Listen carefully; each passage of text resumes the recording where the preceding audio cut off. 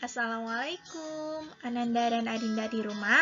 Hari ini kita akan mempelajari mengenai mata pelajaran IPS, Ilmu Pengetahuan Sosial, mengenai tokoh-tokoh sejarah pada masa Hindu-Buddha.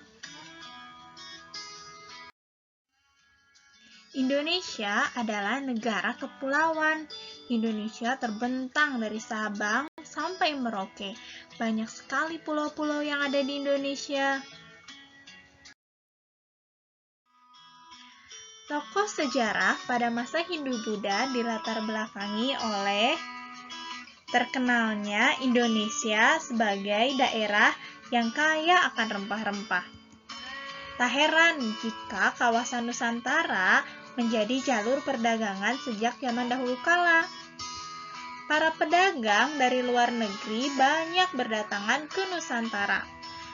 Tetapi selain berdagang, mereka juga menyiarkan agama yang mereka bawa.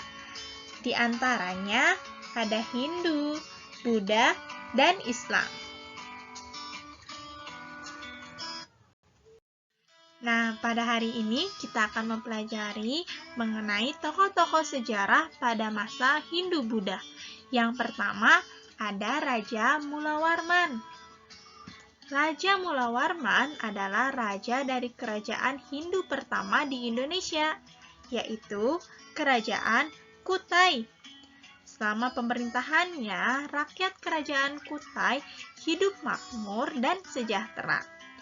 Ia seorang pemeluk agama Hindu yang taat dan menyembah Dewa Siwa. Selanjutnya ada Raja Purnawarman. Raja Purnawarman adalah raja yang terkenal dari kerajaan Tarumanegara. Ia juga dikenal sebagai raja yang bijaksana. Raja Purnawarman memeluk agama Hindu dan menyembah Dewa Siwa. Nah, selanjutnya ada Raja Airlangga.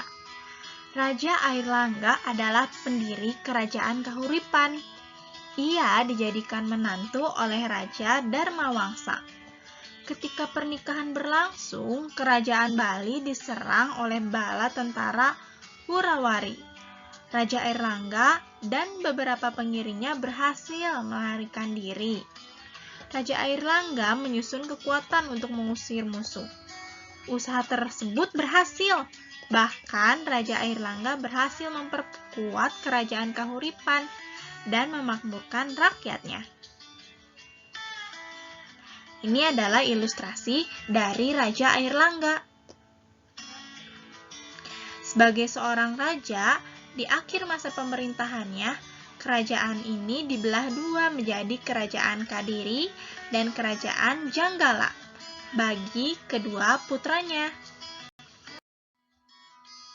Selanjutnya adalah Raja Jayabaya.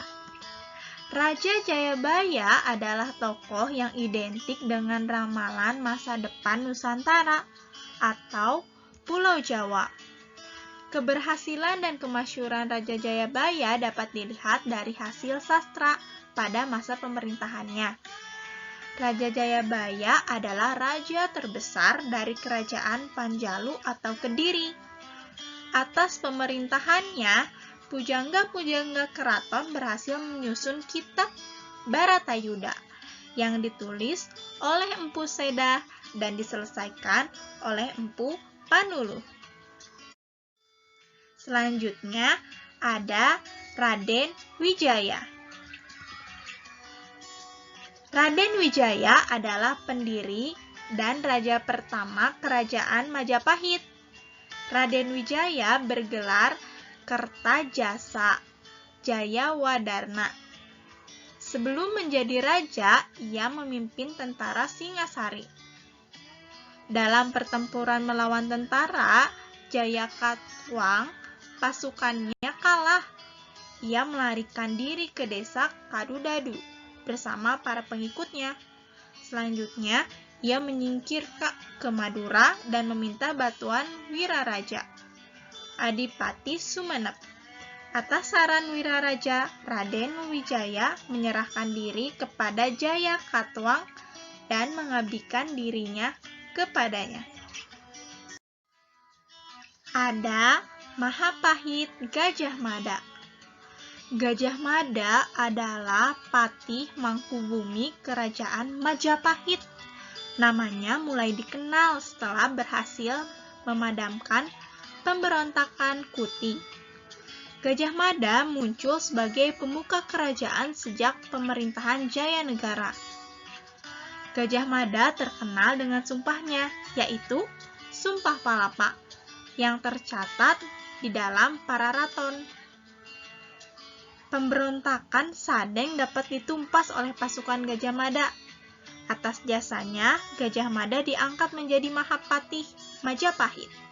Pada upacara pengangkatannya, ia bersumpah untuk menaklukkan seluruh Nusantara di bawah kekuasaan Majapahit. Sumpah itu yang tadi kita sebut, yaitu Sumpah Palapa.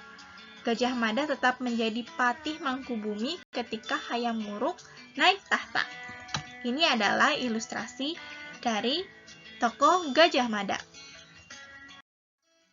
Selanjutnya ada Raja Hayam Wuruk.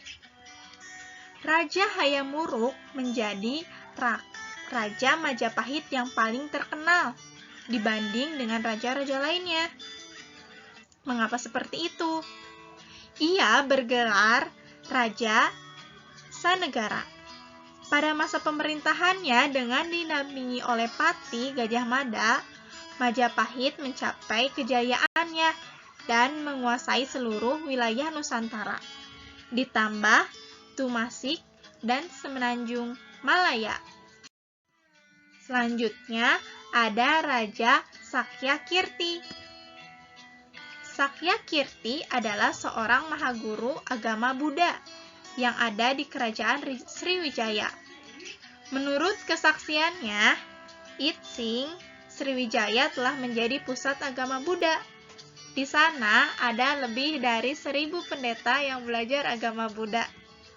Selanjutnya ada Raja Kertanegara.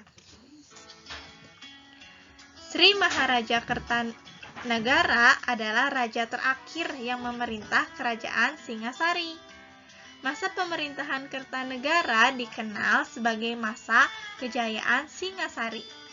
Ia sendiri dipandang sebagai penguasa Jawa pertama yang berambisi menyatukan wilayah Nusantara. Sampai sini dapat dipahami ya? Oke, hari ini kalian akan berlatih.